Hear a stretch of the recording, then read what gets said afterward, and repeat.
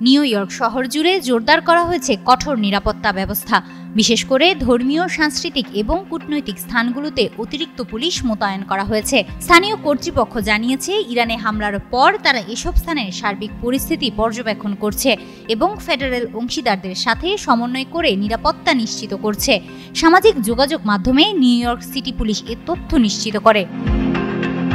ইরানের উদ্ভূত পরিস্থিতির উপর নজর রাখা হচ্ছে জানিয়ে মার্কিন পুলিশ জানায়, প্রচুর সতর্কতার কারণে আমরা শহর জুড়ে ধর্মীয়, সাংস্কৃতিক এবং কূটনৈতিক স্থানগুলোতে অতিরিক্ত পুলিশ মোতায়েন করেছি। একই সাথে আমাদের অন্যান্য বাহিনীগুলোর সাথে সমন্বয় করা হচ্ছে। সংস্থাটি আরও জানায়, সিটি পুলিশ ৮০ লক্ষেরও বেশি বাসিন্দার এই শহরে পরিষেবা দেবে। নিউ ইয়র্ক সিটিতে সম্ভাব্য যে কোনো ঘটনার আঙ্গিকে নজরদারি চলমান থাকবে বলেও জানানো হয়। শহরটির নিরাপত্তা নিশ্চিত করা এবং সম্ভাব্য যে কোনো হুমকি মোকাবেলা করার জন্য এই ব্যবস্থা নেওয়া হয়েছে।